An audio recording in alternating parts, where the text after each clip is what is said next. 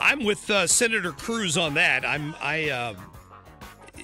It's very true when you think of how the federal tax system has allowed these states loopholes to raise taxes as high as they want with the promise, well, you can deduct it later. I mean, that's a little bit of a scam going on there, and that's why there's so much pushback from California and New York and probably parts of Illinois and other states where they've taken full advantage of that to raise those local tax rates so high. So we're talking more about tax reform. We're joined right now by Brenda Talent from the Show Me Institute, and she showed up along with Jamie Allman, I understand, and there was somebody from Heritage there last night. There was an individual from Heritage, Adam Michelle, and from Club of Growth, David McIntosh. Oh, good. So you guys hashed out what tax reform would look like in an ideal world, I'm sure, right? Well, we did talk about the things that we would like to see, but we also talked about the reality that's winding its way through Washington. And I think as we look at this, we need to look at it as a step in the right direction, that this isn't the final product that any of us would like to see, but we're moving in the right direction. It's good that we're talking about tax reform. It's good that we're acknowledging the fact that taxes impact behavior and that, in the first instance, the people who earn the income ought to be able to keep it. Oh, yeah. I just talked about that last hour, that it's your money. And it irritates me to no end to hear some of the opponents of this stand up and claim that you're just adding to the deficit to give a tax break to millionaires. That's the argument, and I just shake my head. Under our progressive tax system, they already pay more unless they only pay capital gains. If they draw income, they're paying more. And isn't it also, it's just Washington speak, right? Because when they talk about spending cuts, oftentimes it's not truly a cut. It's just a reduction in the amount of growth. Yes. And I'm sure that drove your husband crazy when he was up there for all those years. I think it drives most honest people crazy. Absolutely. So what we've learned that there've been a few changes, but in general, you seem to have the same attitude I do about this bill.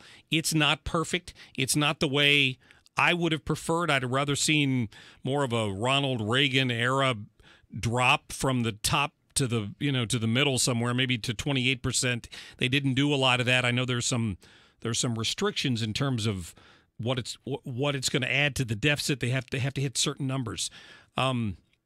But overall, you're happy with the fact that this is moving forward, right?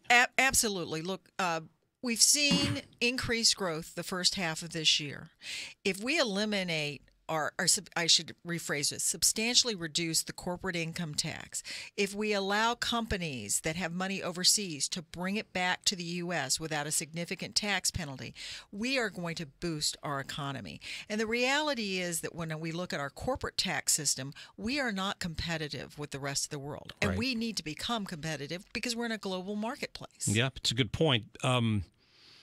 It strikes me, I know this is a simplification of the tax system, I guess. I envision in my brain when I think of how complicated the IRS tax code is that when the 1040 form first came out, I understand that it had about 30 or 40 pages of explanations, and now it has, if you stacked them all up, 2 to 3 feet of paperwork to explain one. I don't know if that goes away under this, but if you can really do your tax return again on a sheet of paper. I don't know if we're going to get to that point, Mark. Yeah. I would love to get to that point.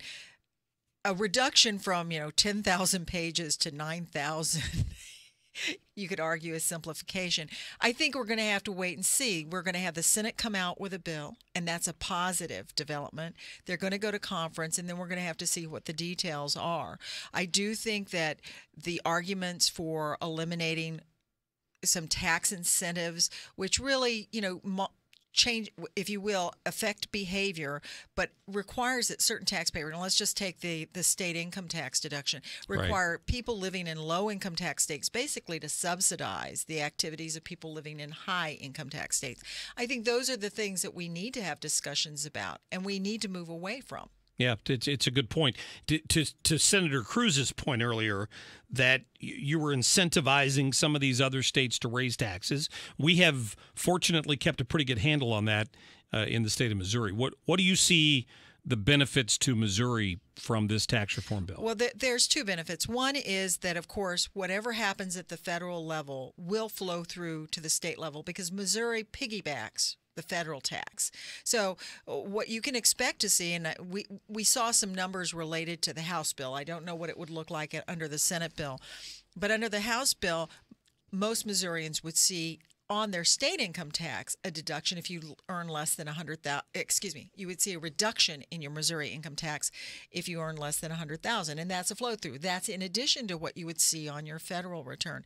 The other part of this discussion, though, that is very important is the fact that, again, income taxes affect behavior. It actually is not a good tax if you want to encourage growth, you want more jobs. You would actually like to move away from an income tax. And in Missouri, we do have built in place that gradual reduction from 6% at the top rate to 5.5%. And the question we're asking is, well, why not take that down further still? And you can do that in a revenue neutral way. We spend over $380 million in economic development credits. I mean, right there's a pool of money that would be available to reduce taxes in the state of Missouri. Yeah, that's a great point. It really is. Where the rubber hits the road here for me, and like I said, I didn't understand the small business deduction flow through completely. So I called an accountant earlier and had him explain it to me. And Neil Birnbaum says, here, think of it this way. He said, if you're passing $100,000 from your S corp or your partnership to your personal tax return, and you make above a certain amount of money, $40,000 of that $100,000 is eaten up in taxes. Think about that, folks. I mean, it's one thing to say we have a top tax rate of 39%, but on $100,000, that's $39,000 of the money you earned you're shipping off to the federal government. That's confiscatory. And my biggest complaint about this is that it doesn't bring that top rate down low enough. I would agree with you. Really, significant tax reform would not only decrease the number of brackets, but also would reduce the rates.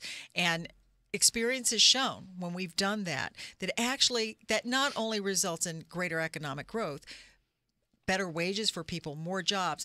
If you want to get right down to the bottom line, you know what? That means more revenue for the government. Yeah, that's true. And maybe this is a case study in the fact that we need to celebrate that it's been one full year since Hillary Clinton didn't get elected president, because we wouldn't be having this conversation if she was the president of the United States, or Joe Biden, or Tim Kaine, anybody else for that matter. We would not even be talking about doing this.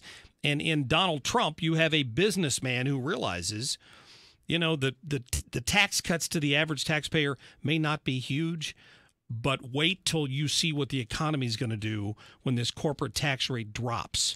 Well, and Mark, we've already seen, as I say, increased economic growth, and that occurred because of the regulatory reform that has happened. Right. Since with the new president, we've got a lot of regulations rolled back, so businesses can open up their doors and operate without the fear of government just jumping on them. Regulatory reform was huge. Tax reform will be bigger still. I talked to Linda McMahon about that yesterday with the Small Business Administration, and she talked about the fact that in every government agency, they were told if you're gonna institute a new regulation, you have to take away two. That's when's the last time we did something like that? It's been a while. And the good news is we're beginning to do the same thing here in the state of Missouri with that no more red tape, right, where we're looking at all the regulations in the state, and we're saying the ones that don't relate to health and welfare, get rid of them. Smart. It's common sense. It's absolutely common sense. Finally. Yeah, that's true. Check out the good work they do at the Show Me Institute at showmeinstitute.org. I tell you what, Brenda Talent, it's always a pleasure to have you in here. It's good seeing you, Mark. Thank you. Take care. A good holiday season. Merry Christmas. Merry Christmas to you. You bet. 3149